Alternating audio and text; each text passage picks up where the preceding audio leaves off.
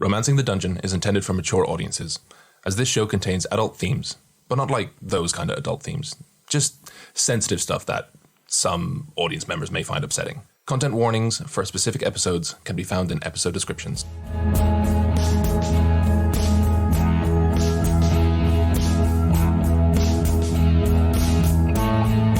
Tell me why I'm so alone when I know you're here with me. You're listening to Romancing the Dungeon, a softcore D&D podcast about heroes navigating their daily lives while looking for love in a world full of peril, monsters, and heartbreakers.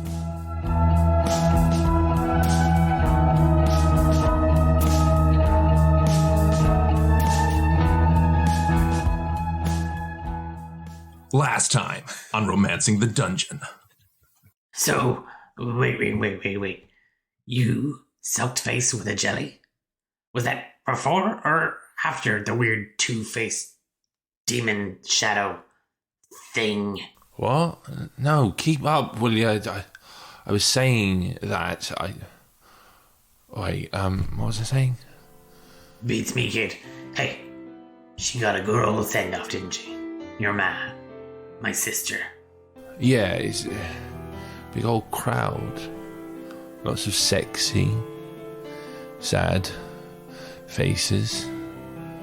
I have an island of aptitude, no less. More like aptitude. Hey, why you gotta be mean to me? We just buried, we just blew up my mum. You coming in here now with your hogs and your will and your wife. Oh shit, I'm married. Now he's a sap. I gotta go talk to Clodagh. I gotta go to sleep first. Lightweight.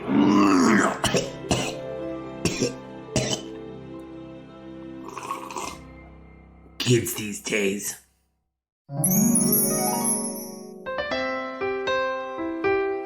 Are you lonely, miserable, or just plain horny?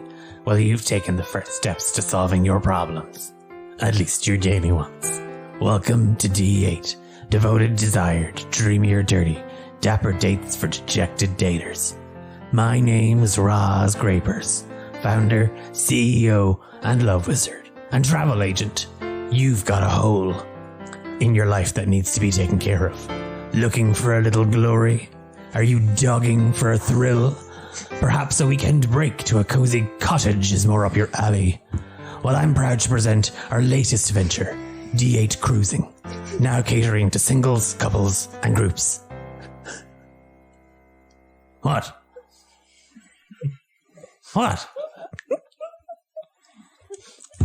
Anyway, in our latest installment in the never-ending questionnaire, describe your ideal vacation. Well, I think you just described it, Roz. The alleyway, the cottage. Yeah. the shame in that. Yeah. I don't really have a particular place or anything in mind. I find that it's a lot less about the surrounds than it is about the company. And as long as I have at a minimum one person fanning me, one person feeding me grapes, and one person just sort of tending to any whims I may encounter, that's kind of fine. I can go anywhere.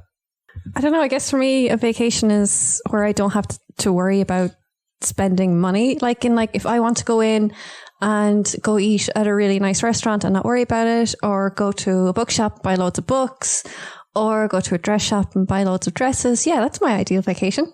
Don't you live in the slums? I personally like a winter holiday. I like somewhere cold, somewhere I can snuggle up with someone, in front of the fire, on the bearskin rug, Stop. hot chocolate, bit of whipped cream.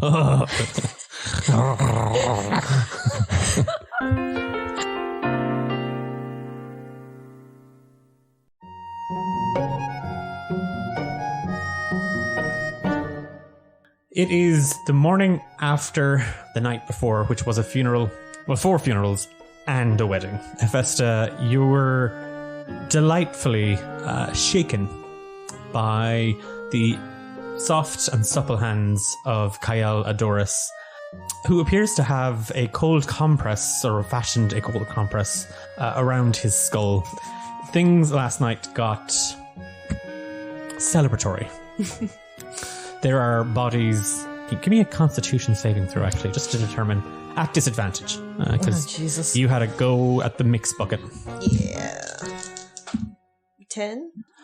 Your head's groggy. I've been worse. Yeah, you've been worse. You've been worse. You might actually still be drunk, but you've been worse.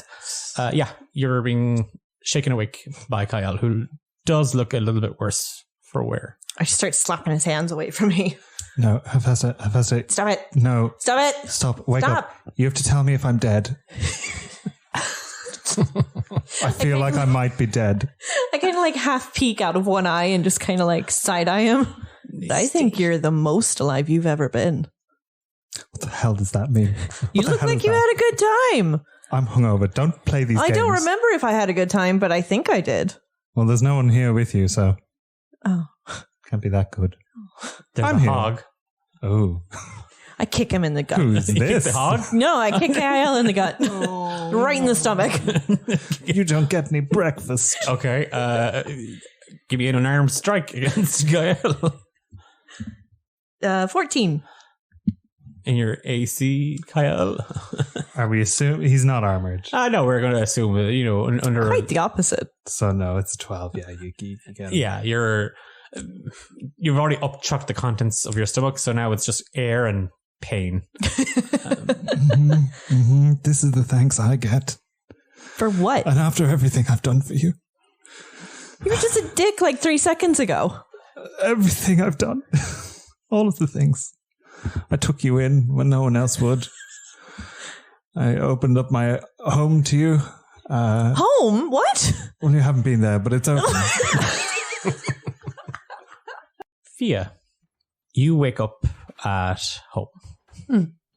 And you hear a rustling coming from your kitchen. I get up and go out. Oh, good morning, dear. I'll be with you in a moment. I'm just... you hear Una's voice just sort of chirp, followed by a squawk from the kitchen. I'm just getting breakfast ready. Okay, I'll be out in a minute. Oh, Una. There's... just hold still. It won't hurt. And then there's like a... from the kitchen as... Una lets go of a goose. That's what goose sound like in my world. Magical use. Yeah. And it literally comes barreling out of the kitchen towards you, slams into a chair, and then beelines it for a window. What are you doing? Fia, get breakfast. It's going to get away. Get breakfast. Okay, can I try and catch it? Okay, give me a dex saving throw. Dex saving, okay. Okay, you're beating a 13. That one. Okay. You go to dive for the goose. As you do, you get just everything. The whole room spins as you taste licorice in your mouth. You've got the gross. aftertaste of what possibly may have been some sort of sambuca-based cocktail. You're not really sure. Nate dared you to dunk your head into the bucket, and you dry heave and retch, slip forward, and the goose crashes through the window and out into the alleyway and runs for freedom, half squawking and honking. Oh, shit. Sorry, Mom. I think we may have some... No, we don't have any... We definitely don't have any of the boar left. Do we have any eggs? I was trying to get some. Oh, I thought you were trying to cook the goose. After I got the eggs, I was giving him a good squeeze. That's not how you get eggs out of a goose, Mom. Is Quillo here? No, your brother said something about spending the evening with his fiancée. It's what? His who? What? Huh? Hang on. That sorceress, Sekhmeth, I believe her name was. So it's oh my god, fiance? Are you serious? He never said. Oh, yeah. I can't congratulate you. You didn't get engaged. No, your brother's to be hitched, betrothed, and and all of that. He must really be pissed at me if he told you and not me first. Oh, Fia, no. What is he to be mad about? He gets mad at me quite a lot, so I don't know this time. I think I made a holy show of him at the wake yesterday. Oh, I'm so sorry. I was just exhausted after that whole fiasco at the city, and I was just very tired, and I went back to the cave for a little while, and well, then Quillo came, and he told me that, you know,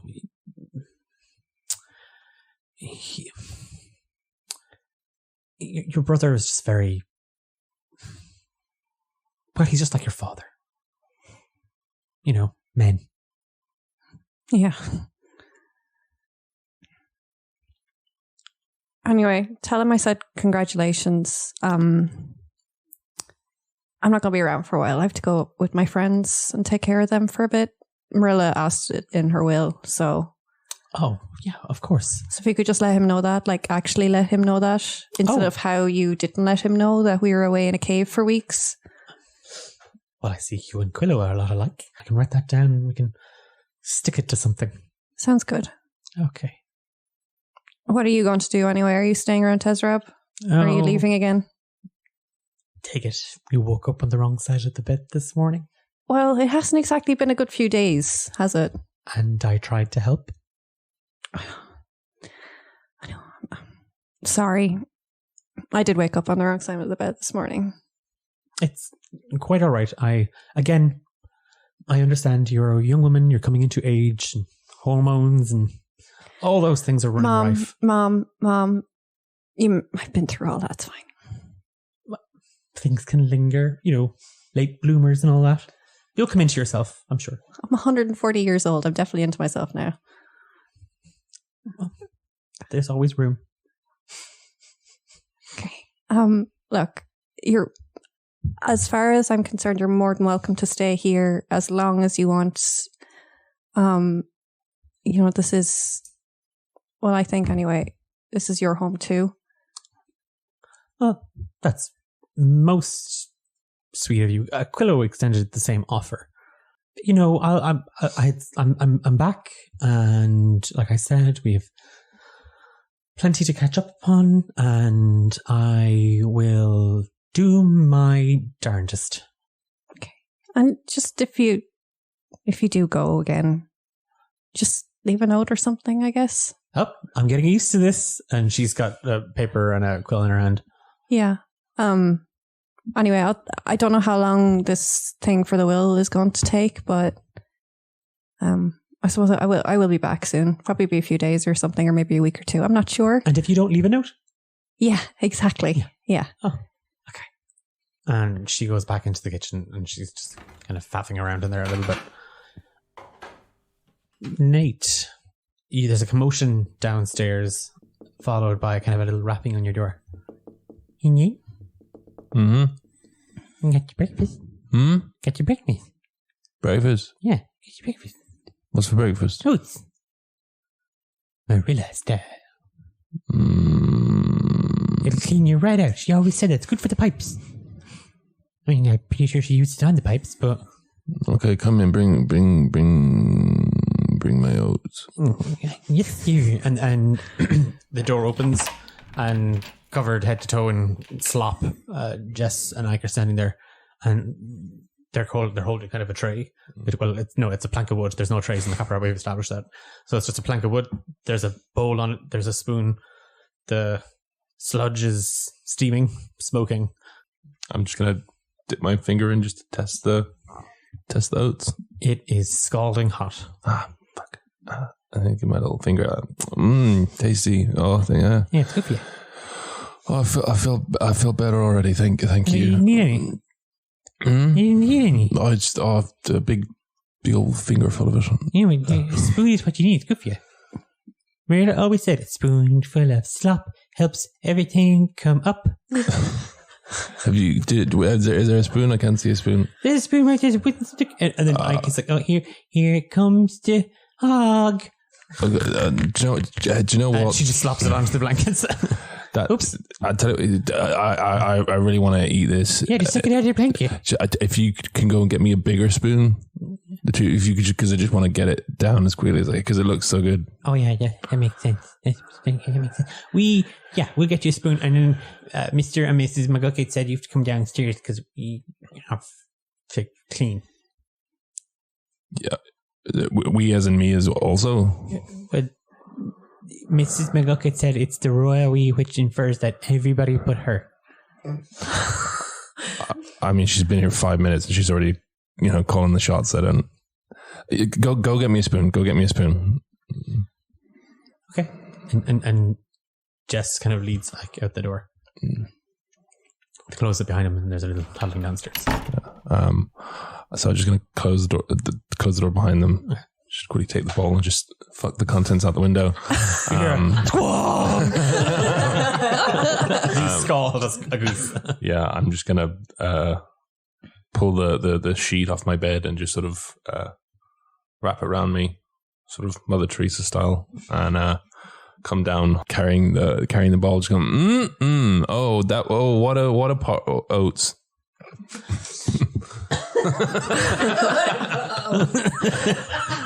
Give me a deception check with advantage. Ooh. Oh, it's okay. 2 14s. So. Okay, because Jess and I got a nat 1, so you look so shit. They assume you ate the oats, so they believe you. Yeah, and then Jess just puts the ladle on top of the bar, and then they both have cloths, and they're wiping the hogs. They're just wiping everything. They're just wiping hogs.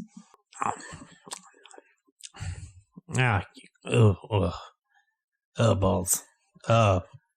Balls and bollockses. Oh, God. Beth. And Estrella just climbs up over her furball wife and kind of half clambers up onto a stool over that, and she's now just crawling on her hands and knees towards anything. Oh, God, I can barely see. Oh, God. Oh, the bucket. Someone give me the bucket. The bucket. Kyle takes the bucket, looks at what's in there, and is like, "It's a good thing you can't see." Okay. Towards it. Okay, thank you. You sweet angel. And she just slurps from the bucket. Oh no. Oh, yeah. Oh no. I need to lie down. I need to lie down right now. That's just coursing. Oh, yeah. Whoa. Oh, this place is a crap hole. Filled with... Oh, you people look rough. Shouldn't you be on an island by now? Aren't you supposed to go look for the Fortress of Aptitude or whatever she's called it? Yeah, I am. I'm totally ready. Yeah. Is that the sail around your shoulders there? Yes, as a matter of fact, yes. McKnight? Yes, it is. Yes, thank you. Yeah. Great. Good for you. Get out, you little bollocks. What do you want? Literally, what are you all sitting around for? We're missing Fia anyway. The dishwife? Yeah. I did. I think I don't think Fia stayed, but I can't quite remember. Didn't she go home with those 2 halflings? Oh, Fia. I hope so. You should probably say goodbyes to the kids are here. I haven't seen Clodagh around this morning, the satyr lady. Wait, is he coming? I'm speaking for you, obviously. You can't do it. Look at you. You can't even keep your eyes open. I don't want to keep my eyes open. There's a difference. Oh, drink from the bucket. And she's now shoving it back at you. There's a rapping on the door from outside. You go to shove it up and there's a squeal from a hog as you push the door open out of the Fia. Oh, can someone move the hog out of the way? Come here. Come here. And there's just that. And the hog gets up and does a little kind of circle and then moves about a foot towards you and then just lies down again. That's enough. Fia's skinny. She can get in. Yeah, the door, you can now push the door open a little bit further. Jeez. Did everyone sleep on the floor or something? Yeah. I don't know if I slept or not. Okay. Whoever you are. Yeah, okay. Where's Clodagh? In a room? Nate, do you know where Clodagh is? In his room? Who's this tall, sexy person? I'm still not really sure, but he won't leave me alone. I've been introduced many times. I saved your sister's life a little bit there last. Okay. I actually need someone to just put me out of my misery. But Estrella puts her hand up. But no, you never did get introduced. Who are you? My name is Cael Adoris, and normally I look much, much better than this. Okay. I don't know you. I just felt like being part of the conversation. Okay. Is there like a bakery or something nearby, or like a pie shop? Or like Where do you think you are? I don't know. Mr. McGucket kind of roused from under a table. Mrs. McGucket kind of has just her hair's kind of fallen over her face, and she's been sick into her hat. I reckon we gotta get Mrs. McGucket to a hospital. She may have accidentally ingested some of the oats. Okay, well, don't we have to go, though? Oh, well, maybe you want to say goodbye to the little ones? Yeah. Okay, bring it in. And so I flap my little hands. You little man. No, just because I'm just imagining myself in the like white sheets, so I'm just sort of like Nate, maybe you want to get dressed too, eh? Fine. Kind of a trip is this? Yeah. Wearing pants. And as I sort of walk up the stairs, I just sort of let it slowly fall down my back until you see the sort of dimples above my ass. Mr. McGucket covers the children's eyes. Oh. I feel better. So a little while later, you come down barely dressed because Mr. and Mrs. McGucket have kind of, in that kind of time that you were getting ready, they've kind of packed up some of the kids' stuff, and there's plans to come back later on when people have left and clean up, and Estrella and Beth will keep an eye on the place until they do. But they want to get the kids home and washed and deoated. Jess and Ike are standing at the door. They've got their little suitcases. Mrs. McGucket's passed out in a carriage outside, hoping that Finn comes back round and just takes her away from the mortal coil. And Mr. McGucket's kind of just standing there. I just kind of look at him and I'm like, never stop scamming kids, and give him some finger guns. What's her name again? Swear to God.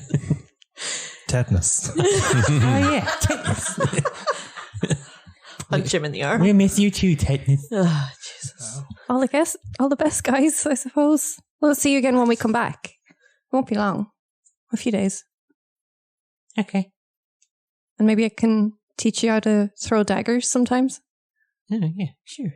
Maybe we can teach you how to bust some kneecaps. That would work too. Yeah, I like this arrangement. Cool. Can they really teach me how to bust kneecaps? Jess is shaking his head. As the Cobalt King. Jess, Ike, it's been a pleasure. Yeah. If the McGuckets ever try to teach you anything called manners, run a country mile. Okay. How far is that? Just, keep on keeping on, keep being you. Sure. I love you. Just like I love you. Okay, pound it and with his out. And he gives your fist a hug. Yeah. And then I just pull away and go.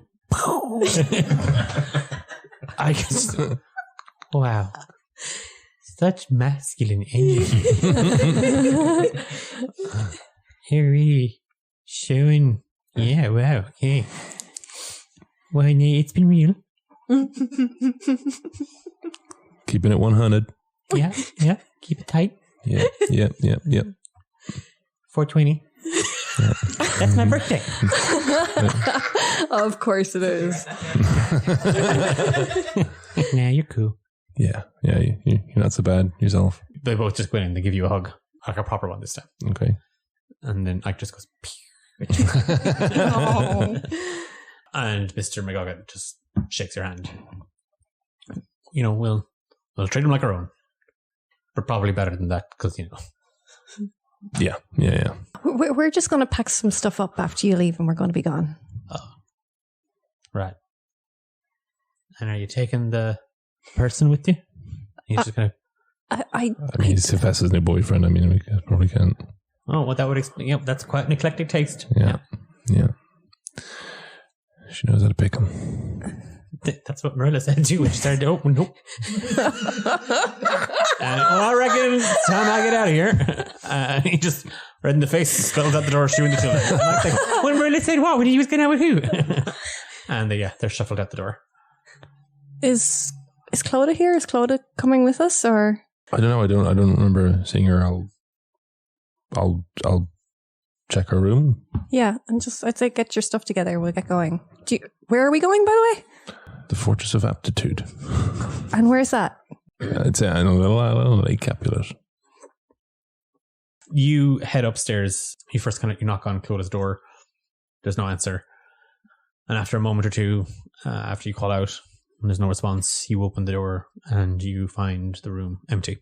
I'll head back downstairs and guys, I think Clodagh did the same thing as us. She did what she was told and she's gone. Oh, I didn't think she'd actually go with Ike and Jess still here. Yeah, look, it's fine. We'll just carry on. Oh my God, are you still here? Oh, pass the bucket back there. I'm sorry, I'm actually not on the clock anymore. Okay, Kylie, less of the attitude, more of the bucket. I don't want to touch it. Someone give me a broom. She just yanked it up from the ground and just now it's kind of like a bit of wine tasting. Oh yeah, okay. I hate it here. Did she didn't leave anything? Did she a map or something? Nothing? Clodagh or? For Marilla, for this place we got to go to. No. I mean... It's an island with a fortress on it and in the middle of a lake. Not to, I don't want to step out of line here, but... Okay, let's go. Okay, go to the island. There'll definitely be food and things there. Walk away. No provisions needed. He has a point. Look, I've always found the best way to get on with things is just to not even think about it and just do. Okay, but maybe we should just get some food. I'm out the door. Yeah, you're just heading straight to the door. I'm gone. Okay. Hephaesta? Is there anything in the kitchen? Don't go near the kitchen. All right. I mean this. He grabs her by the face and he says, "Don't. Promise me. Promise me." All right. I won't go in the kitchen. Heffy. Don't, no. Look, I don't want to, again, I'm going to risk stepping out of line here, but how about if the sensible ones here go and pick up some provisions and he just locks eyes briefly with Fia and maybe you can go after Nate and maybe see if he needs any emotions that you can help him with. Because that's a great idea. Not the person for that job. I can tell you that. Okay, well then, up to you. You do what you want. Okay, I will. Okay. I'm sorry if that sounded snappy. I'm just... Let's just go get some food. You do whatever you want. I don't care. Okay. Yeah, we'll get provisions. We go to the market square. I don't know if it's up and running after the battle, but... I will walk very, very slowly to the docks in hopes of not catching up with Nate until the others have arrived. Okay.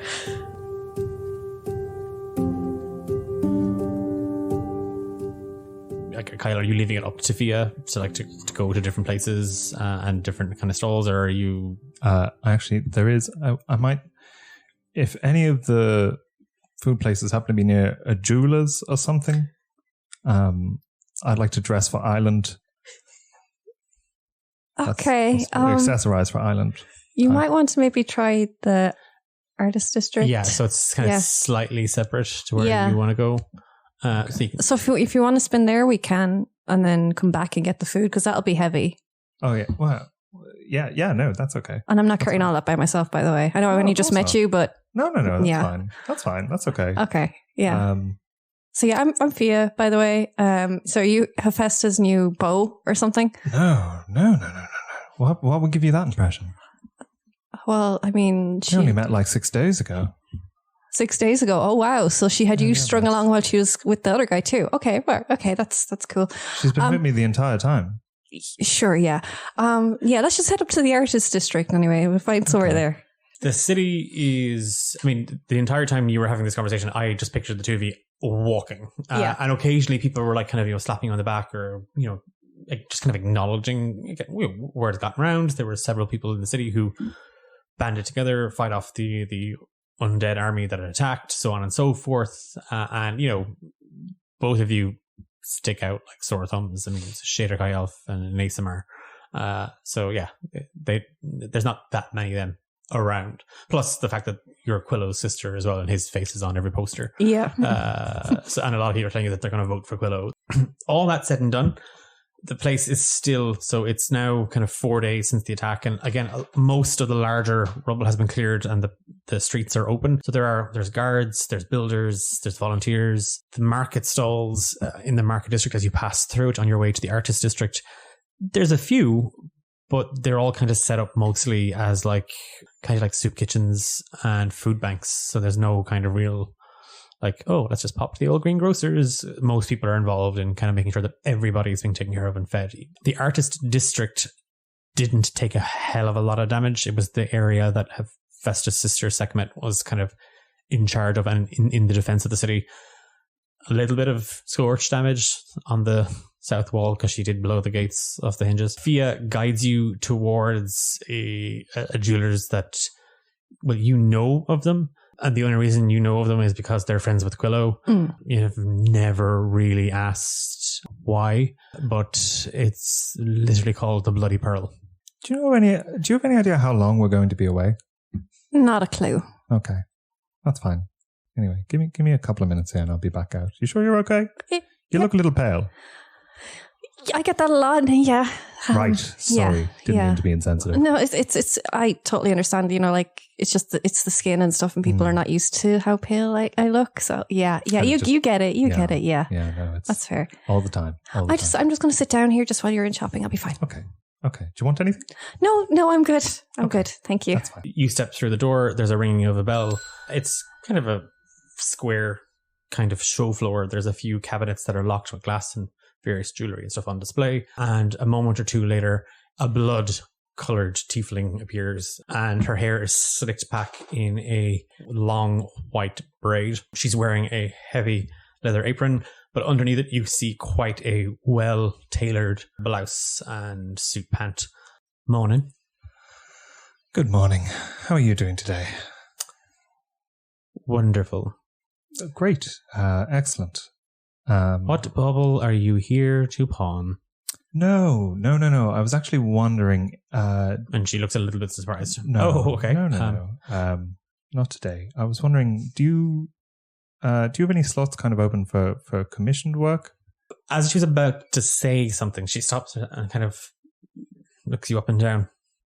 Well, with all, and she just kind of gestures wildly, the debacle. Yeah, and she flips open a heavy book. Commissions are wide open. Fantastic. Excellent. And how are you with kind of stone precious gems, kind of that sort of thing? Terrible. I'm actually a leather worker. Yeah, it's not really. What? And she kind of gestures her. What do you think? It's called the Bloody Pearl. Breaks into a grin and says, okay, that's fine. Look, I'm very hungover this morning. I'm sorry. Yeah. You're going to have to be gentle with me. Okay. Well, then we're going to have to be gentle with each other. We'll get through this, you and I. Don't worry. Okay. I am going to be away for a little bit, and I was wondering how quickly you could fashion me a brooch, a pendant, and maybe like a little charm bracelet. There's a sound from the workshop, and she stops as she was about to say something. One moment, and she steps through a door, closes it behind her, and then there's just silence. Standing up is hard. Oh, those earrings are nice, though. Outside, Fia, you're just kind of sitting there, like you're literally sitting on the wall, kind of half swinging your legs. Give me an Arcana check. 13. You suddenly become aware of the Raven's Talon. Okay. Inside, Cael, you hear something heavy shove. Like it's like the leg of a table scratching against the floor. Everything okay back there? There's no response. Do you need a hand? I'm just going to pop my head in here. Definitely. This is normal. This is a normal thing to have happen. Loud thud, total silence, empty shop. Completely normal. But he will, like, on his guard, will enter the back room. As you open the door and you kind of just peer in very, very slowly, you just see something move around a shelf stack, like kind of just disappear behind a shelf. Whatever's happening here, I must warn you, I'm very hungover and not necessarily in the mood. And he just sparks up a firebolt in one hand. I can assure you, you throw that and it'll be the last spark that ever flickers between those dainty, dexterous little fingers of yours. Kind of starts to roll it between his fingers and speaking into the darkness just says, okay, point made. What have you done with my jeweler? She's fine. Great. A little unconscious, a little bump to the noggin. Classic. But she'll live. She's going to blame me for that, you know. I'm sure she will. Just if you don't steal anything, I'm sure it won't be a problem. What are your intentions? Oh, wow. Well, I was thinking that maybe see how the holiday goes, date for a couple of years, settle down, have a couple of kids, white picket fence. And that was kind of the height of it, really. We'll figure it out from there. If you really want to play it that way, fine. I'm extending you a courtesy. Uh-huh. Look up. Kyle looks up. You did not feel it. It's magic, but it's not magic that you would instantly recognize. Above you, there's a swirling cloud of black and purple smoke. Oh. And from it, just barely glinting, you see an arrowhead pointing straight down. Mm-hmm. Mm-hmm. Okay. So again, and for the last time, what are your intentions? I am playing this out and seeing what happens. But if you're really that concerned, I only really have business with Hephaesta. Anything else is incidental. For the sake of that oath and an air of professionalism, I won't ask you who hired you, what the nature of the contract is. That's entirely your own business. But I will tell you that should anything befall my daughter, I will kill you. Duly noted. I will tell you that should anything befall me, some very reliable contacts of mine will see to it that your family are made aware of what your business is and what your part in these proceedings are. Her bow drawn, Fia Izzidrim steps around at the shelf. The swirling vortex overhead disappears, and the arrow is still trained on you. Very well. If you can assure that through no action, or, and allow me to qualify this, inaction, nothing happens to her, then I am party to your deal. Cael nods slowly, eyes locked with hers, and says, I agree to your terms. Very diplomatic. As expected, Empress. Her eyes widen for a moment. She slowly takes the arrow away and places it back into the quiver. And the bow and the arrow, just into smoke in her hands, just vanish. And it continues to kind of swirl around her. Before I leave, from one professional to another, and she reaches into her bag, and as the smoke billows up and grows thicker around her, and she begins to kind of disappear into it, a thin slip of gold paper is flicked towards you. And it tosses and dances in the air, and it lands face up. And as your eyes kind of slowly drift down, still keeping kind of a hesitant look on her, you just see the card for the hanged man. And then Una vanishes in smoke. Cael leans down, picks up the card, turns it around in his hand, and then holds it up to the flames and lets it burn to ash before stepping out into the front. Yeah, are you heading out? Yeah, he'll leave a note. Okay. Ooh, it's a thing. I've started a thing. Note leaving. He'll leave a note and he'll leave whatever constitutes or whatever he thinks might constitute a deposit, and he'll leave instruction, say that he'll message for it in a couple of days. You had asked for specifics. You were asking for stone and stuff like that. Are you going to do that yourself, or are you leaving that sample? Oh no, he'll leave that with. Okay. Yeah, you head outside and you see Fia just sitting there. How are you feeling? Any better? Yeah, the air helped. Great. He takes a deep whiff and he's like, really? Yeah, well, what's wrong with the air? It's quite nice city air. Oh, you know? city air. Love that city air. That's it smells like cabbage and lake water. Okay, come on, let's get some groceries. And I'm sure Nate's probably swam halfway out to the island by now. Meanwhile, as all this is unraveling, on the other side, down towards the Tezrat docks, Nate, you have found yourself just kind of at the edge of the waterline. You can see several boats moored. A dwarven woman, straight red hair. She's the harbour master. She has been for a very, very long time.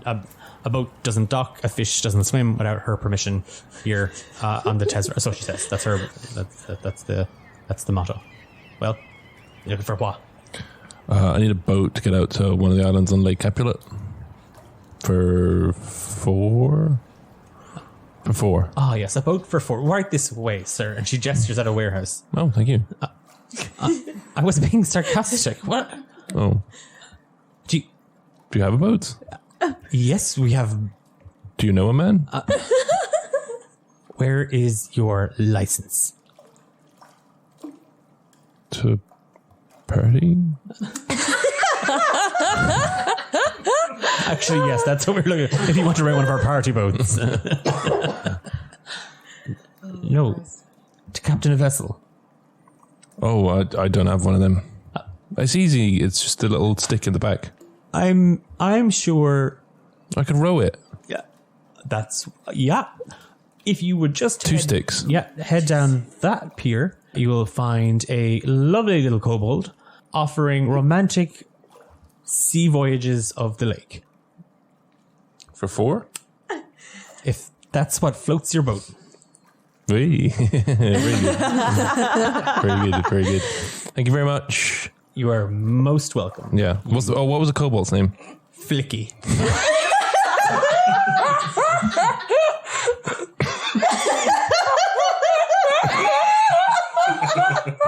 I will make my way down, keeping an eye out for a little kobold.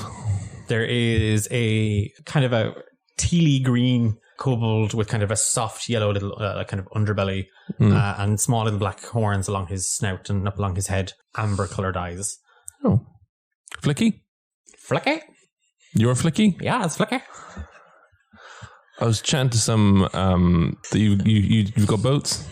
Flicky got boats. Yeah, get a boat for 4, please. Lake Capulet. Flicky's face just drops.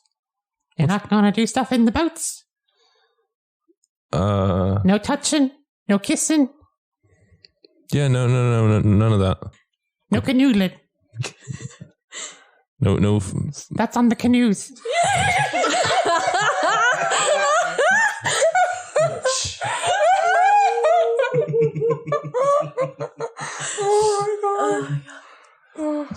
Yep, great.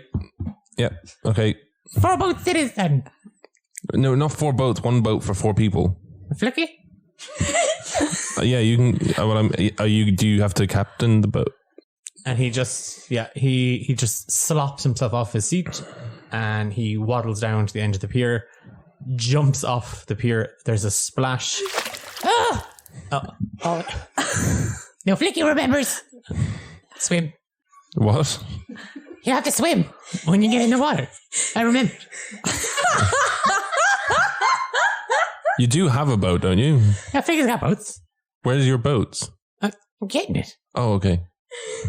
Flicky swims down. And just sort of look around. Yeah, you walk to the edge of the pier and there's bubbles coming from down below. You can't really see much. The waters are murky. At this stage, Hephaesta, as much as you've tried to slow your pace, you have come to the docks and you see Nate staring over the edge. I'll just walk up next to him and like peer over the edge. What are we looking at? Flicky. Flicky? Yeah, he's swimming. Of course, yeah. There's no more bubbles.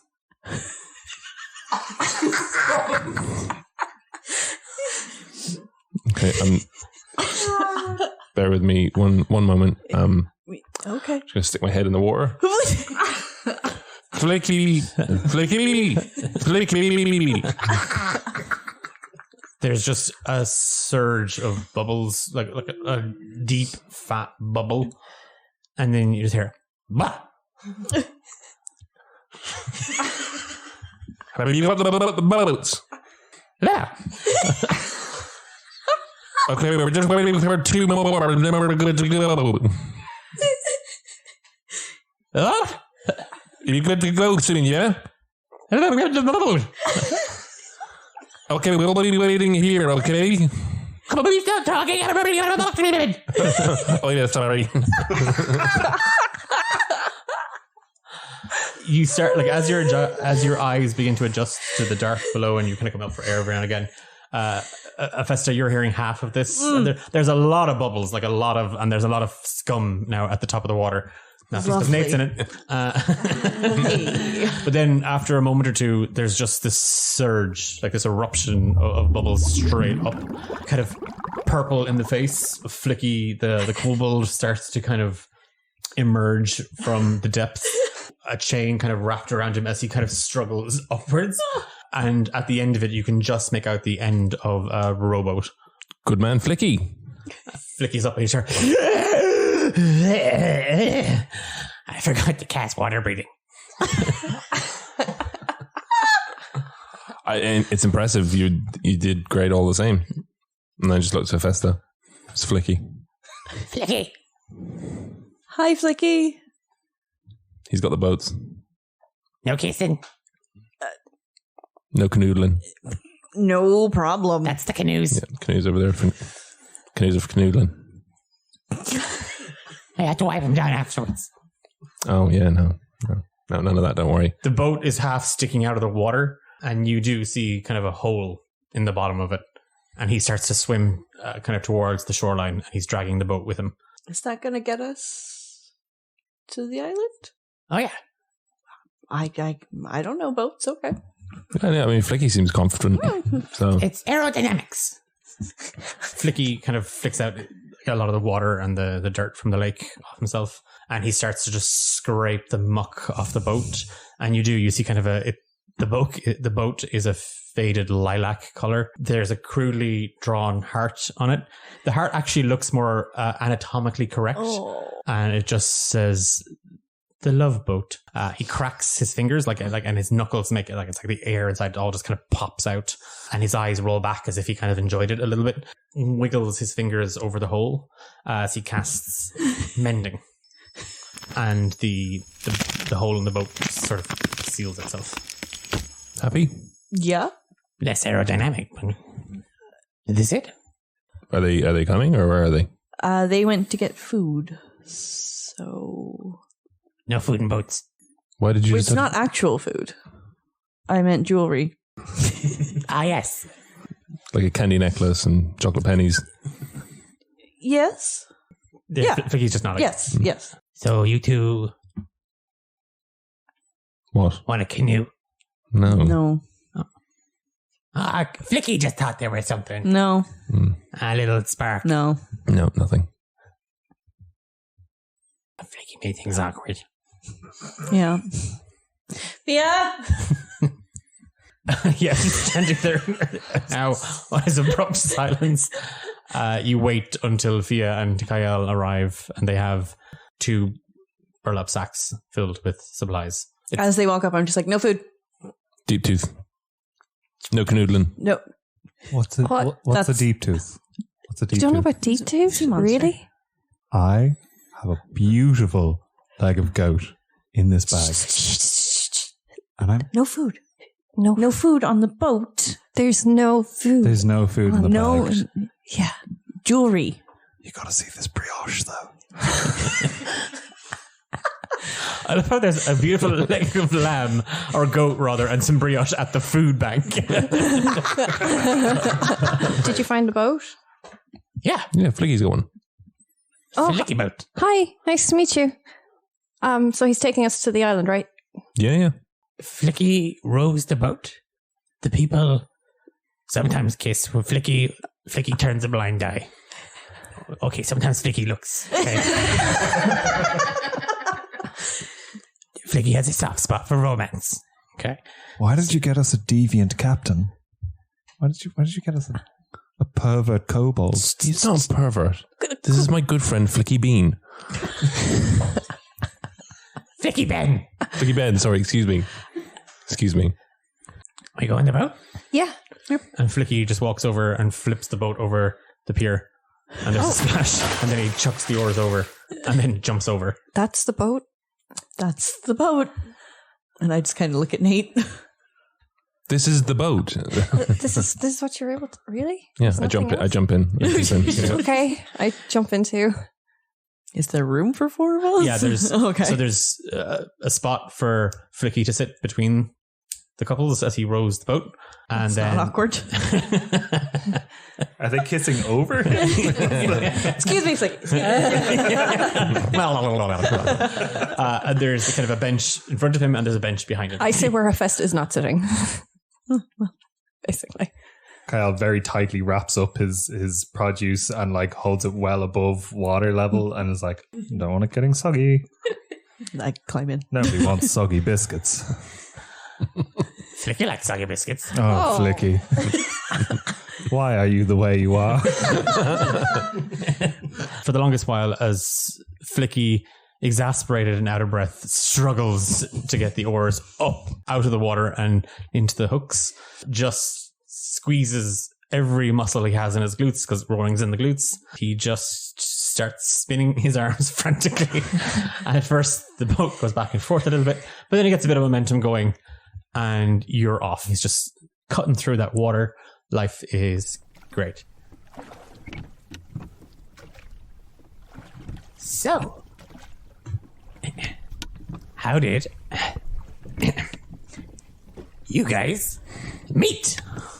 Well, me and Hephaesta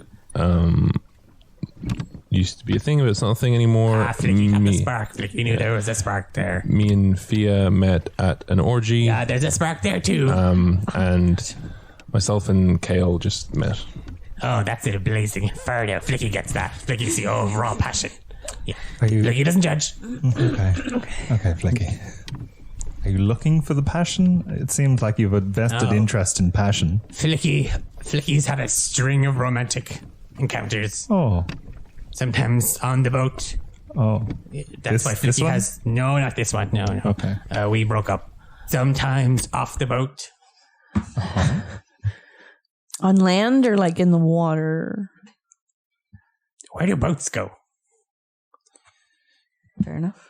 Flicky's got a point. Also, we didn't actually technically discuss payment here, so Flicky needs 50% up front. What was the 25 gold pieces. Flicky? Okay, Flicky lied. 5 gold pieces. Master handler. Okay, Flicky, here's 3 gold pieces. Okay, Flicky lied again. It's 2 gold pieces. Oh, great word. Well, take the third as a tip. We can get dashed on the rocks. That's an extra 2 gold pieces. Well, that's 1 gold piece. Okay, Flicky lighting it. Yeah, let's just try it out first. If we get dashed, we'll worry about that afterwards. Okay, Flicky can respect that.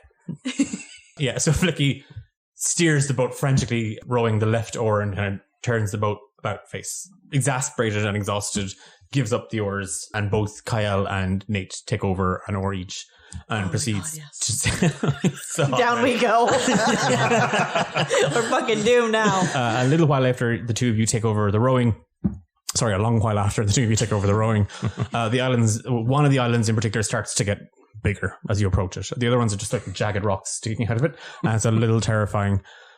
You're keeping an eye out for a fortress. A fortress implies large, vast, megalithic structure, almost like something huge. You've never heard of it. No one's ever mentioned it. And as the island gets closer and closer, your hopes of witnessing a fortress dwindle.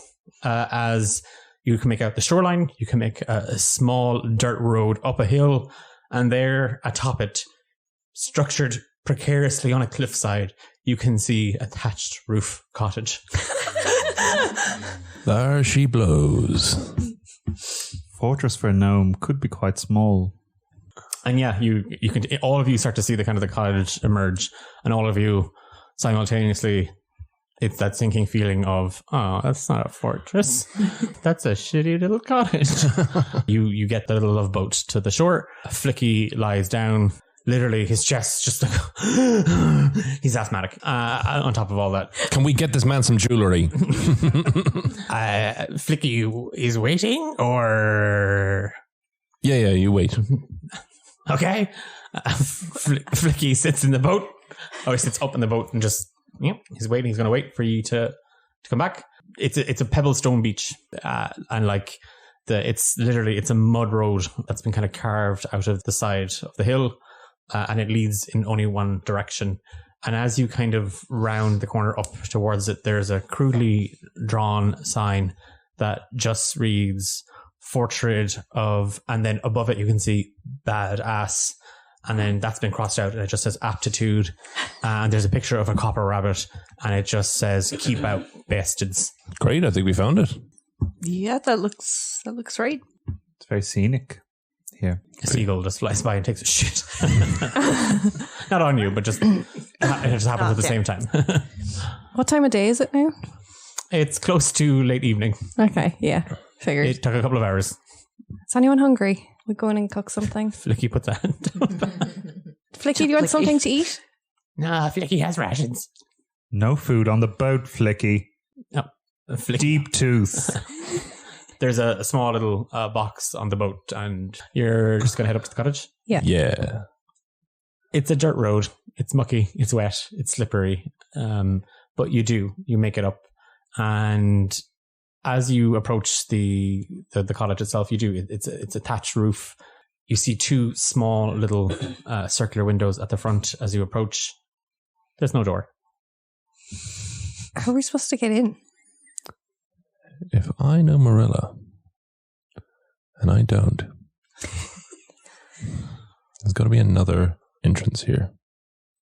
Smash the window? Smash the window. Yes. No, don't do that. Nothing to fix it with. Oh, okay. Yeah, look, Flicky will fix it. Flicky can mend it. Probably. Doesn't usually Flicky's work on. down by the boat. Look, I'm sure there's another way in somewhere. Can I have a look around? Give me an investigation check, Fia. 19. You do the thing that you do when you go on a job for Quillo and you're looking for, he always tells you to look for the best hiding spaces. And behind bookshelves, sometimes there's false doors, hidden walls, so on and so forth, passageways, all that malarkey. You're not 100% certain, but there does appear to be a seam between the two windows at the front. And as you kind of scan the wall a little bit, over kind of like a wooden beam at the top of the brickwork, you just see in Elvish written, "Speak, friend, and enter." Friend. Nothing happens. What would... Didn't know Marilla's a big fucking nerd. What would Marilla say, though? You little bastards. The seam lights up. A door transforms, like where the stone was etched on the door. Great, yeah, we found it. We can just head back now, I suppose. We good? No. What? She said we'd just stay here for a while. Again, not really my place, but I'm going to keep butting in, so just kind of get used to it, I guess. It's your inheritance, like it is at the end of the day, up to you. Sorry, not to speak over you, Fia, just, you know. But she wanted you to have it, so. I got it, and it's good, and it's... Yeah, no, I mean, like, we've got it, it's great, yeah.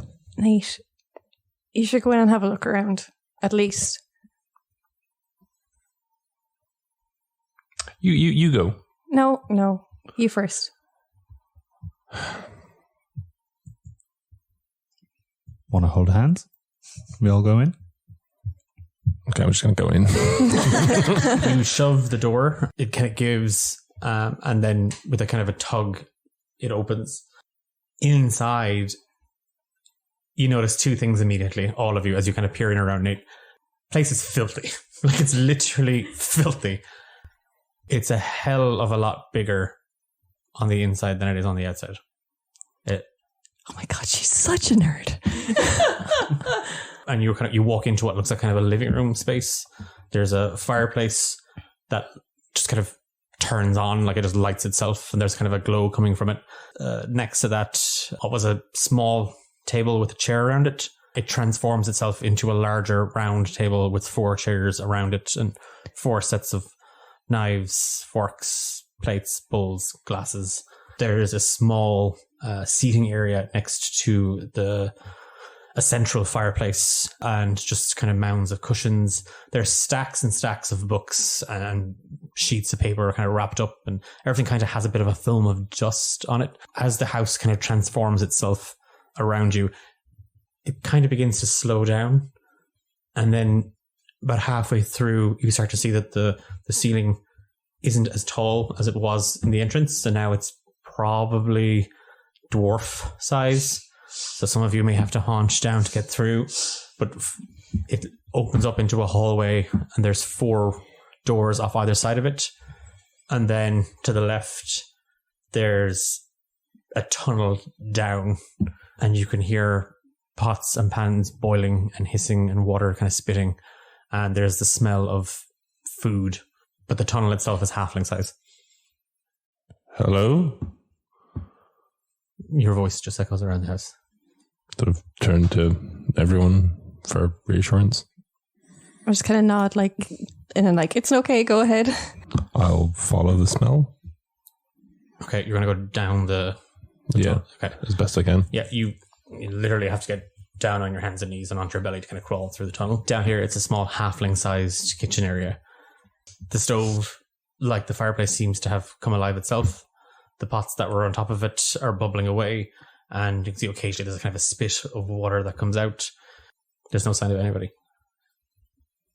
Nobody's here, guys. Magic house? Yeah, magic house, yeah. Magic house.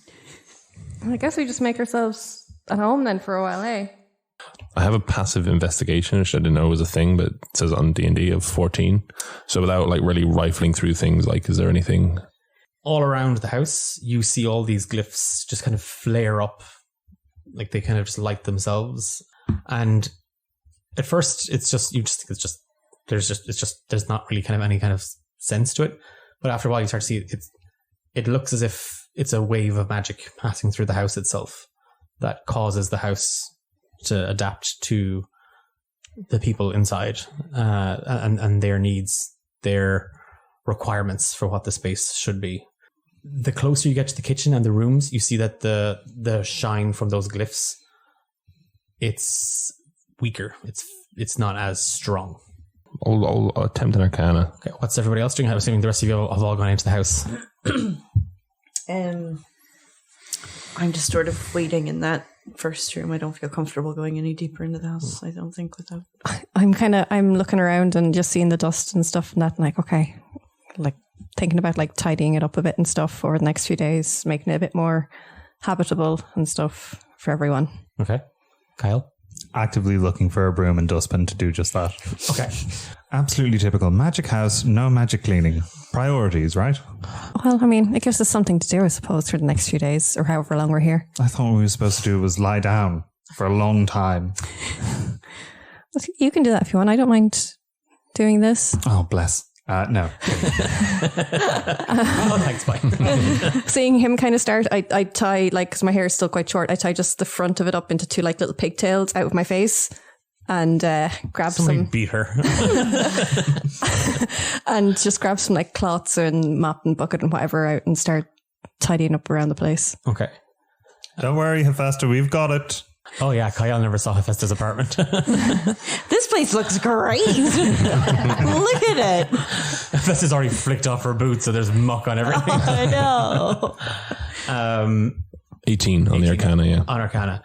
The magic itself, it's a transmutation, but the glyphs, it doesn't make, like, you can have transmutation, whatever, and you know it's Marilla's handiwork because it's Marilla's bloody fortress.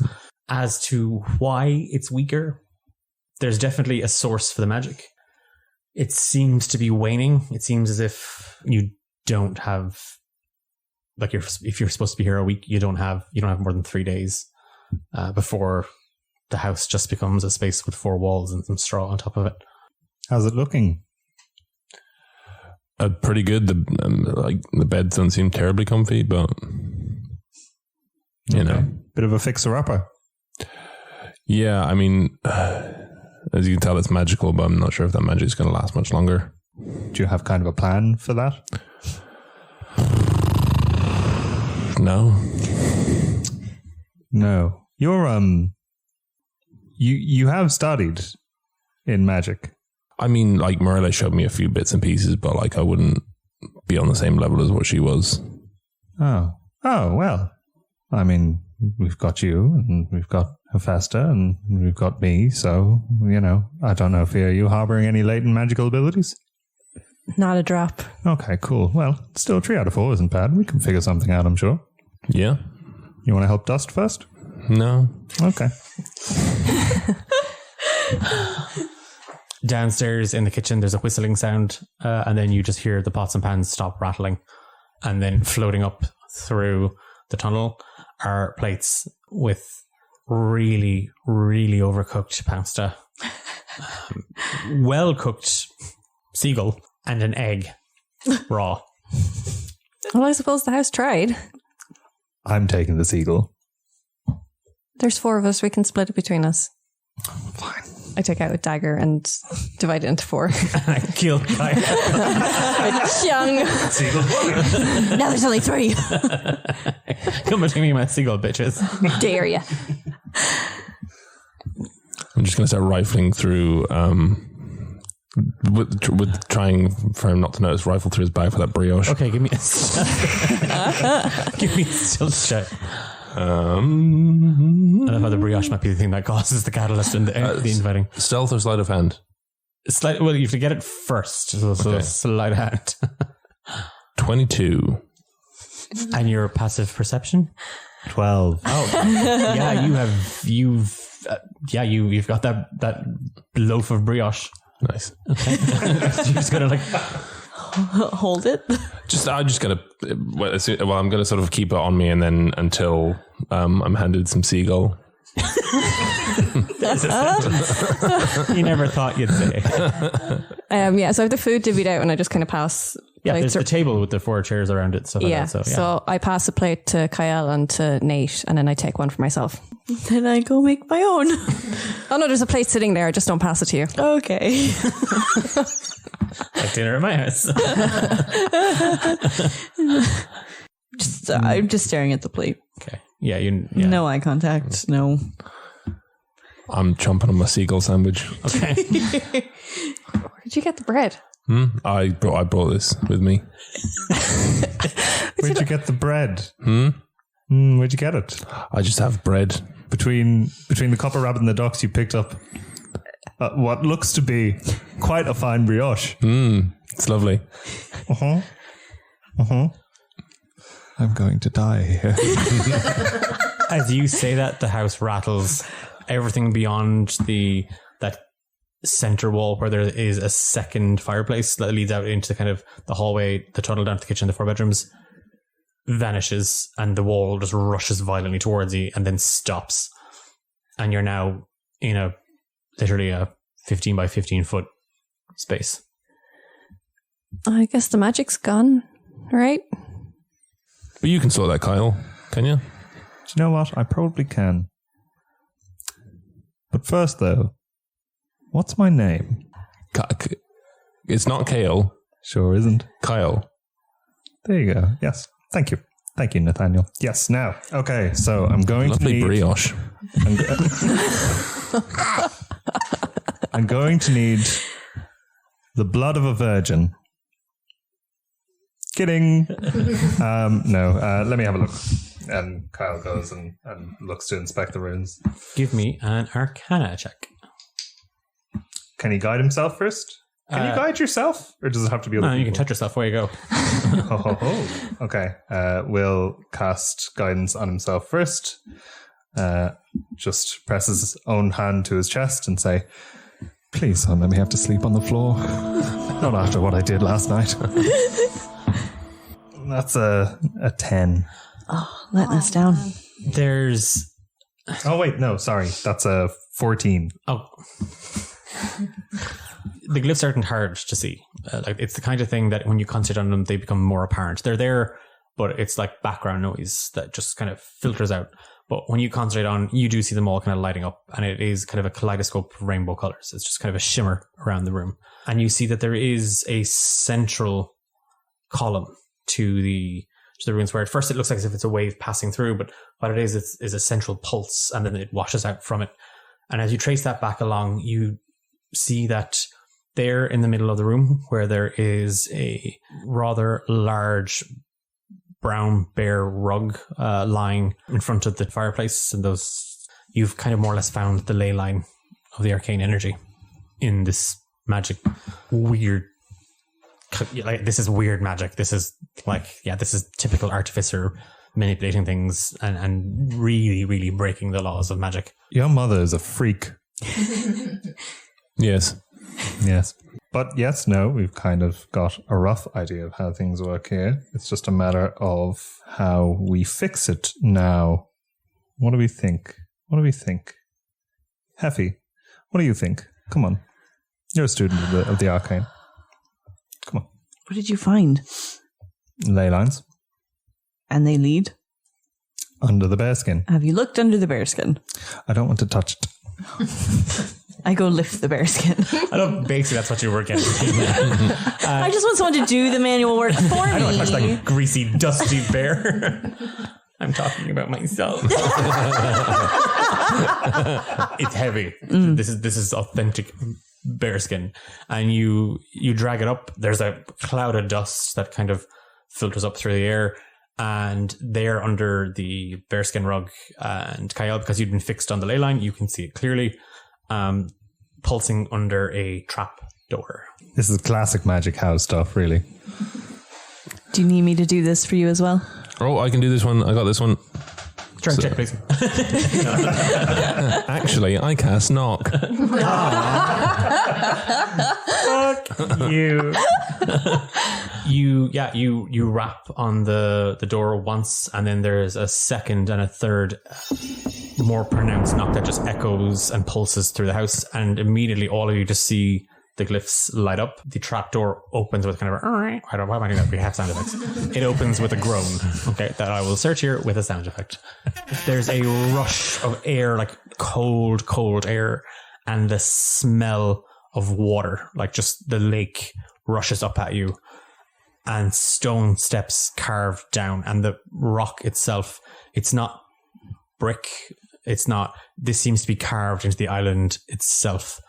And then as the room around you fills with this cold air, the fireplace goes out, and the windows shudder, and the door disappears. Oh my God. Because you trespass on holy sanctuary. I'm just fucking with you. It's my lad. Don't go down the stairs. No, seriously, Nathaniel, if this is you, don't go down the lab, you will die. Guys, you going to the lab? You coming? I produce flame in my hand. Come on, Kyle. You're only new to the group. Go and prove yourself. Let me go prove myself. What do I need to do to prove? Why would I? Do you want to sleep on the floor? No. Fine. And he casts light in his hand. The light just descends down, and it's just what looks to be like an endless corridor of stairs descending down into the now lit up dark. And it's just the walls themselves are just made of raw stone. It's just curved. This passageway is carved straight down into the heart of the island. Just so you know, if you ate all that brioche, you're not getting back out of this hole. I didn't eat all of it. I ate most of it, and I threw the rest out for the birds. Nathaniel, this is why you're single. The stairs go on for a while, and then eventually in the distance, all of you, even Fia, the less magically inclined, can't help. The air in here is static. The hairs on your arms, Nate, on your little wisp of a mustache, stand up. You feel it. There's like your skin is crawling with electricity. As the corridor kind of levels out and goes straight, it seems to kind of open out into a large cave, like a circular space carved here into the center of the island. And suddenly the stone walls stop. And all around you, you just see a dome of water. Stone floors, shelf after shelf after shelf after shelf on the western wall filled with books and knickknacks and doodads and gadgets. Tables strewn with all sorts of mechanical instruments, books and pages. And at the back end, you see what looks to be like a large sort of workshop platform area where there's a telescope and lots of jars all around it. I look in the telescope. Okay, you want to head to the telescope? Yeah. Okay, so Nate's going to the telescope. Fia? I'm looking at the books. Oh, nerd. Hephaesta? I'm looking for the power source. Okay. Where's the plug? And Cael? I have Hephaesta on a little leash, and I'm just making sure she doesn't get too far ahead of herself. No, I'm kidding. I am following. I throw him into the water. But I am following behind her. One of you give me an Arcana check with advantage because both of you are working together. I'm good at this. I believe in you. Well, effectively, you said you were kind of helping her, so yeah, you're kind of leaving it up to. Do you want guidance? No, because Okay. that's a 17. Okay. Fia, give me an investigation check as you're going through the books. Yep. And Nate, the telescope thing, it's on legs. It's rather large. It's very fat and bulbous at the end. And the eyepiece is very, very small. And as you kind of fix into it, it's all blurry. It's literally just looking out into the water. And when you give it kind of a turn, for a second you go kind of too far to the left, and that doesn't make sense, and it went out of focus, and you bring it back, and from the northeastern corner of a room you see the Copper Rabbit and Mr. and Mrs. McGucket busy cleaning. Ike and Jess are lying asleep on a bench. I think my mom's a pervert. Okay, Fia, what did you get for your investigation? 14. Okay. And the Arcana check? 17. Fia, as you're kind of rifling through the books and stuff like that, none of it really, it's, you're not really, you're just looking at the books, you're like, oh, books, they're all math and science. There's no, hardcore fan fiction. There's nothing. No smut. There's no smut. There's no. Damn it. And nothing's really jumping out at you. But your eye, as you're kind of draping through the shelves, and I said it's not just books. There's kind of various kind of knickknacks. You come across a small trunk, and there's something just sticking out at the end of it. It's just a flap of something. It's like leather, but you can't make it out. But you feel kind of feel drawn to it. There's something in the trunk that you kind of, ooh, I need to get in there. And you can give me have you thieves' tools? I do. Okay, yeah. So you can roll d20 and add your proficiency bonus to try and pick the lock. Okay. In the center of the room, again, you can see the ley line. You see the magic here just kind of fading. There's nothing wrong with the runes. The glyphs are perfectly fine. But as you're kind of looking down at it, it doesn't make a whole lot of sense. Like there's nothing, the rune's intact, the glyphs are intact. But on the surface of the stone, both of you see just this slight film of dust. And you hadn't noticed it before as you were cleaning. Dust is slightly pink. Same shade of pink as the crystal. Same shade as pink as the crystal. Why do you think this room is so dangerous?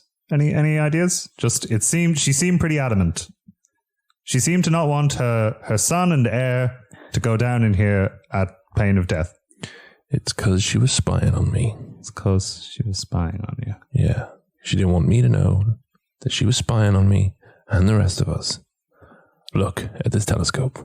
He starts to step over, and as he does, he's just saying, now, I don't want to cast aspersions, but everything I heard yesterday seemed to point to your mother being somewhat shameless, and he presses his eye to the lens. You can see that crappy little bar you were in just a couple of hours ago. She was hiding something. There's some dust on the floor that looks a lot like the pink crystal and his gaze kind of fails to meet Nate's. Just seemed like pretty dangerous stuff. Maybe worth some consideration. Give me an investigation check, Kyle. Fia, what you got in your lockpicking? I got 22. Fucking hell. Okay, it's that like, oh my god, I have to get in there, It's literally like, you pop the lock in like 2 seconds flat. You find inside a pair of thigh-high leather boots. Ooh. For not for my size. No, strangely enough, they'd fit you like very, very sharp stiletto heel on them. Oh, cute. And the toe is steel capped. Whoa. Stitched with some sort of silver thread. You have found the Heart Stompers. I love them. A pair of thigh-high leather boots that give you advantage on unarmed strikes when you kick. Nice. Cael got a 15 investigation. As you're kind of talking to Nate, and you'd moved over to the telescope. You haven't seen one, but you've read about them. It looks to the untrained eye like a telescope, but it can, when connected with several different special runestones, can allow the owner to peer into spaces where the stones have been placed, kind of like a little security system. So it's possible that there's more, but Nate landed on one. What's kind of caught your eye as you're kind of leaving him mull over what you just said is on that workshop bench. Your eye drifts across several of the jars, and inside them you see several gemstones, crystals. There's a pink one. There's green, purple, red, and black. And just in front of them you see a rather hastily bound journal. Oh, thank God she left notes. Okay. Maybe don't touch anything until we have a little read over these. I don't want to read your mother's journal, especially. He glances over at the boots. Like, do you want to crack this bad boy open? Yeah. I'd take the notebook and... It is absolute gibberish. Like the words don't look like words. It's definitely handwritten. Definitely looks to be Marilla's handwriting. And she didn't have the best penmanship, granted, but it's not like a doctor's note. The words aren't words. Give me a wisdom saving throw. Nate. 5. The mark on your back lights up. Take 1 psychic damage Oh, fuck. as a sharp pain rings through your head and down along your back. Ouch. Spicy? Very spicy. You all right? I don't. You guys have a go. You get spicy look now. Yeah. I walk over with the boots in one hand to have a look. You recognize it instantly. Thieves can't. Nope. No? Because you spent the most amount of time with it. It's a copy of the book you found in Herb under the bathtub in Sop's house. The same book he used to find the location of Hedona, written by Asmodean, the wisest of the wise. What was she doing with this? This is the same language as from that book we found in Sop's house. Do you remember the book about Asmodean? We had to give it back to the library. Oh, yes, yeah. Wait, what? No. But this looks like she wrote it. It looks like... I completely ignore her. It looks brand new. Marilla understood that. You mentioned Asmodean. That's funny, actually, because I met Heffy here when I was on my way to go and pick up a book on the old ones from a contact of mine. As you flick through it, Fia, you had just seen kind of the open pages that Nate had. As you were gliding through the pages, Cael, when did he return? ? Written in common. Who is he on another page? ? How? ? Underlined. Hedona ? Good or evil ? How much does he know? ? Nate at risk ? The page appears to be stained. Water droplets. You didn't tell me your poor mother was literate. Why would you assume otherwise? I just assumed it was her keeping such immaculate control of the Copper Rabbit's ledgers. No, do you know, I don't actually know too much about this one. It's the language I'm not actually super familiar with, but if you've encountered it before, it's probably good for you to keep a hold of, Fia. One or two mild concerns about the return of someone and Hedona and Nate being in danger. But to be fair, she said you'd be in danger if you came down here, and that doesn't seem to have, Yeah, I probably wouldn't take it too seriously. So did Marilla know we got marked? I don't know. You didn't talk to her about it, did you? No, I mean, sometimes she'd come in and scrub my back. So maybe she'd seen it, but I don't know. I never really talked about it. I don't want to pry, but marked? We got marked by Hedona. Yeah, look, ask Mark, and I just turn around and I show him. Oh. Tilts his head to the side. That's something. You've all got one? Yeah. And our friend Thane, wherever he is. Huh. And none of you are really concerned at having been branded by dead gods? Very concerned, yeah. Oh, okay, good. Well, that's wise. That's a good thing. You hear one of the glass jars clink for a moment, and as you were discussing the notes in the book that Marilla had been writing, your eyes kind of turn and you see that the jar that contains the pink crystal, the crystal itself has actually slithered up along the side, and it's trying to rattle back and forth. Didn't by any chance happen when your tattoo started? Was anyone watching when seems to No. put your butt on it? Go on, put your butt in the crystal. Okay, Don't touch what? But that's the one that... about the crystal. The crystal Gently. explodes inside, like it literally fills the jar, and it starts to crack. Let's go. Oh, but there's still no power. Can I try out some of the other ones as well? Yeah, I put my hands on Sure. everything. There's a green one, there's a purple one, there's the red one, and there's the black one. Green. It just There's a weird kind of lime light just emanating from it. As you kind of draw, are you actually pointing your ass at it? Yeah. Okay. As you point your ass at the crystal, I hate D&D. As you point your ass at the crystal, This is scientific. yeah, you start to feel sick. Oh. You start to feel ill. Okay, next one. You point your withered, necrotic ass at it, and you all see the purple crystal just blink out of existence. Let's maybe stop the experimentation for a little bit.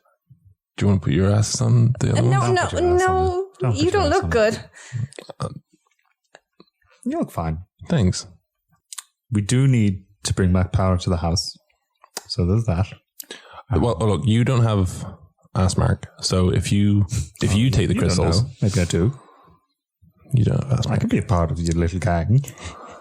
I'm cool. Show me your ass. Show me your ass. No. No, I don't think I will. Either show me your ass or just pick up the crystals. Mage hands one of the crystals. Red or black? Black. You conjure the magic up in front of you, like literally with a flick of your hand, a spectral form, just kind of where your hand was for a moment. As you wash it away, it solidifies, floats towards the glass, the bell jar, and lifting the lid up. As the mage hand reaches down towards it, the crystal melts. It just becomes a puddle of goop. You pass out. Lose a level. You all see Cael drop. The spectral hand disappears, and the crystal is nothing but sludge. The glass, the mage hand that had been holding up the top of the bell jar, disappears, and the bell jar shatters as it hits the workshop countertop. I just run over to him and I shake him a bit. Okay, that's not how you get a pulse, but we'll say miraculously somehow you get a pulse. He's warm to the touch. He's not dead. Okay. He's just... I give him a few nice slaps on the cheeks. Slap, slap, slap, slap, slap. He's non-responsive. Okay, can I drag him upstairs? I grab the red one. Okay, Jesus Christ. You gain a level. You're actually level 20. You're a don in it. You reach out to touch the red crystal, and with a puff, it just turns to dust. Nothing happens. Maybe the problem is he doesn't have ass mark. Can somebody help me drag him up these stairs? The walls of the cave at the outside rattle, and you see that there's now, well, it was dripping already. It's a dome of water overhead. There's now just kind of small little streams of water. It's as if the dome isn't holding its shape. Okay, yeah, we need to get out of here. The magic isn't holding.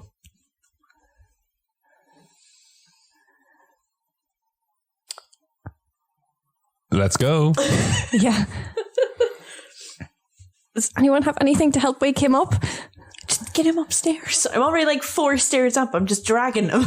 Okay, you're literally just dragging him. Arms under his arms, and we're just going up the stairs. Okay. That's good enough for me. You literally underarm hook Cael and just, you're dragging him. You're literally just dragging him One at a straight time. back up through the center of the room and across the glyph. And as you do, you wipe some of the pink dust away, and the glyph lights up, and the dome stops leaking. That was it? It was covered in pink dust. When I dragged him across it, it cleared it off. But, like, this is the pink stuff that did what it did. Can I run up and get like a broom? Sure. And I come back You with... bolted upstairs, kind of squeezing past Hephaesta. You come down via, you sweep the glyph clean. And the glyph just kind of lights up.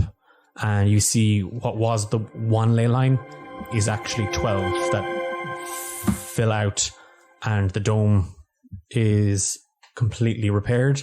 The cliffs The rock itself stops shaking.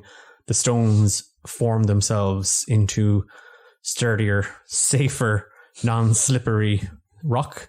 Upstairs, you hear a lot of furniture and stuff shuffling and reshaping. Oh, I think that did it for the house. You're welcome. Okay. Let's get this one upstairs and get him conscious again. I mean, we've only just met the dude. It's not exactly a great first impression.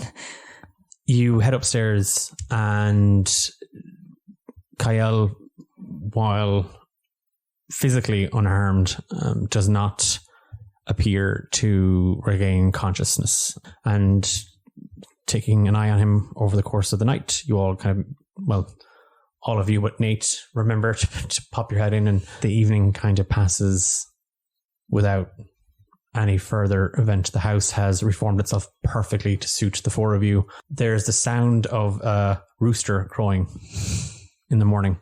Cael, you wake up feeling awful. Literally feels like a little part of you has been just, I can't even say stripped. It's like it's there, but it's blocked. It's like a little thing blocked away from you. And you're not really sure where you are. You don't recognize the room. You've no idea how you got here. And as the rooster continues to crow, outside you just hear, I thought they said this was a fortress. Well, I suppose she was a gnome, so yes, yes indeed. And there's a rapping at the door. Cael takes a second with his head in his hands, and steadies himself as he watches them shake, and then begins fervently strapping on armor and gathering his weapons about him. While he's doing that, I go to the door. Okay, so you just I was up anyway. Oh, you open the door. Standing there, you see Commander Groff, Sebastian, Flicky, and a small platoon of guards. Good morning, Miss Burbage. Commander Groff, and he clicks his heels and kind of bows at you. Might I trouble you to invite us in? Sure. Come on in. I assume the others are here? Guys, you kind of come out here, please. You can all hear a voice, Fia talking to somebody.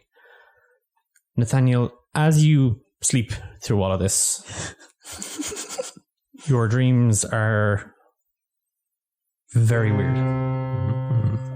Out of the corner of your eye, everywhere you look, you just see something kind of just move away. It's there, and when you turn, it's there. It's literally like a dog chasing its tail. It's a little bit like it's there, and you try to stop and look. And as Fia's voice kind of cuts through the dark and you feel yourself waking up, you just hear a voice call out, "Not yet." And you feel sick. And as your eyes open, the sun pours in on top of you, and you are repelled by it. And we'll leave the episode there. Mm. Am I a vampire? I don't feel a vampire. Oh my god, imagine I'm a vampire. Can't go out in the sun, I'll get disadvantaged in the sun, but it's fine. Oh, vampire. What the fuck? That's only one of the things that is happening. This was Romancing the Dungeon. You've been listening to Amber as Hephaesta, Sam as Nate, Louise as Fia, still did not put that comma in there, James as Cael, Eilish, our social media manager. Theme song is Haunted by Ghost of Red Mountain. Title card and artwork by Ralph is redacted. I'm Declan, and I've been your Dungeon Master. If you like what you heard and want to know more about the show and the world of Romancing the Dungeon, check us out on social media at D8 Dungeon. We're pretty much on every platform. Don't forget, we are also on Twitch these days. Every second Sunday, Rise of the Forsaken. We're back in 2 weeks' time, and we will see you then. And there's a rapping at the door. It's 2-pack.